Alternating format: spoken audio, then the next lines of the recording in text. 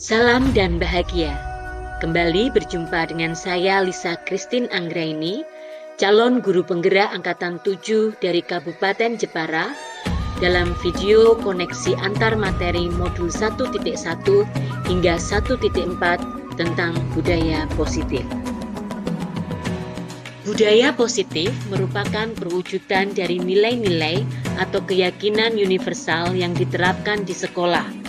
Budaya positif diawali dengan perubahan paradigma tentang teori kontrol yang berkaitan dengan makna disiplin, teori motivasi, keyakinan kelas, 5 posisi kontrol, pendekatan segitiga restitusi, dan 5 kebutuhan dasar manusia.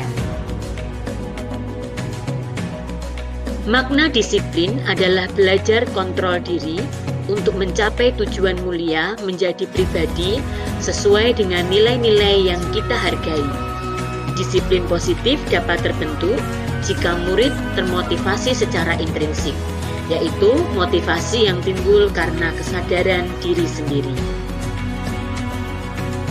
Menurut Diane Goshen dalam bukunya Restructuring School Discipline, ada 3 alasan motivasi manusia dalam melakukan sesuatu. Yang pertama, untuk menghindari ketidaknyamanan atau hukuman. Yang kedua, untuk mendapatkan imbalan atau penghargaan dari orang lain. Yang ketiga, untuk menghargai diri sendiri. Berdasarkan ketiga alasan tersebut, tindakan pendisiplinan dengan melakukan hukuman atau memberi imbalan akan melahirkan motivasi eksternal. Sedangkan tindakan yang dilandasi untuk menghargai diri sendiri akan menumbuhkan motivasi intrinsik. Hukuman dan penghargaan.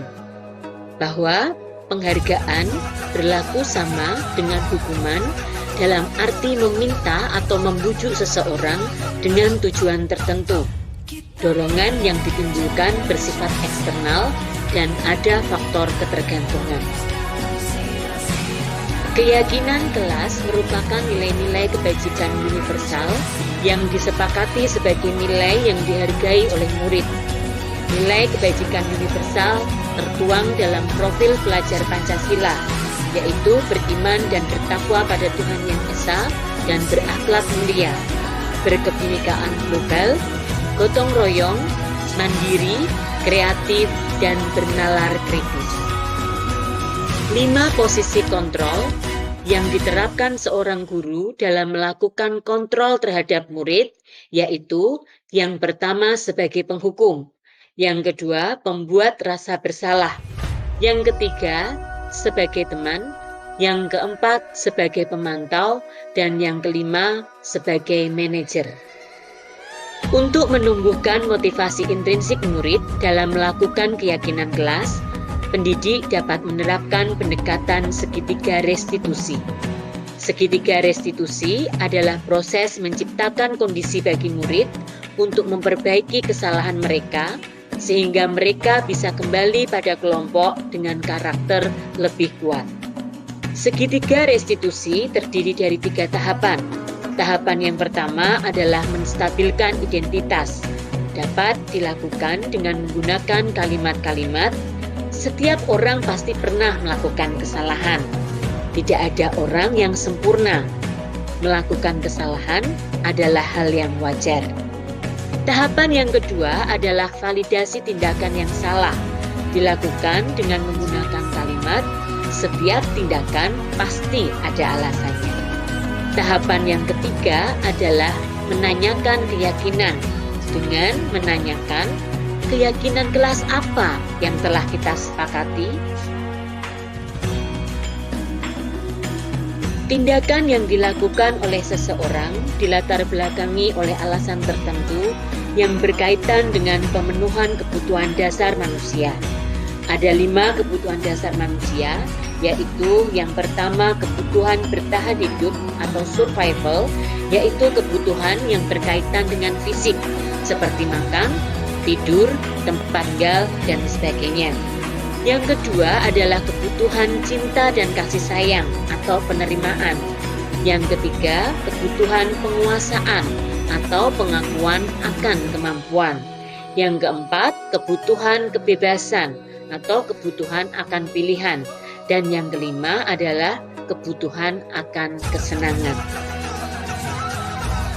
Kaitan materi modul 1.1 hingga 1.4 adalah sebagai berikut. Terbentuknya budaya positif di lingkungan sekolah merupakan salah satu perwujudan pendidikan yang berpihak pada murid sesuai dengan filosofis pendidikan Ki Hajar Dewantara. Dengan terciptanya budaya positif, murid dapat tumbuh menjadi pribadi yang merdeka. Artinya, mereka bertanggung jawab terhadap apa yang dilakukannya karena mendasarkan tindakan mereka pada nilai-nilai kebajikan universal.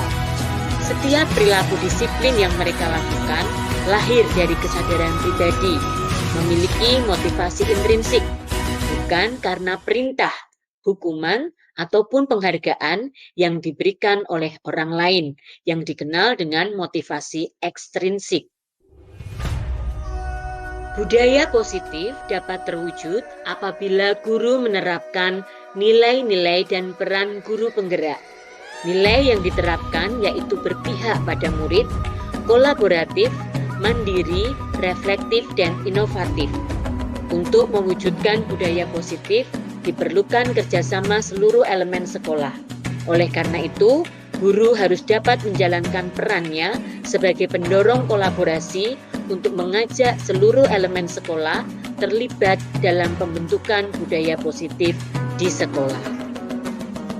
Visi guru penggerak harus selaras dengan cita-cita atau tujuan filosofis pendidikan Ki Hajar Dewantara, yaitu pendidikan yang berpihak pada murid, menuntun segala kekuatan yang dimiliki oleh murid agar tumbuh sesuai kodratnya. Dengan menggunakan pendekatan inquiry apresiatif, guru dapat menemukanali potensi-potensi murid dan sekolah yang kemudian dikembangkan sebagai kekuatan melalui prakarsa perubahan untuk mewujudkan budaya positif di sekolah. Budaya positif merupakan salah satu kekuatan yang dapat mengantarkan murid menjadi manusia merdeka lahir dan batin sesuai filosofis pendidikan Ki Hajar Dewantara.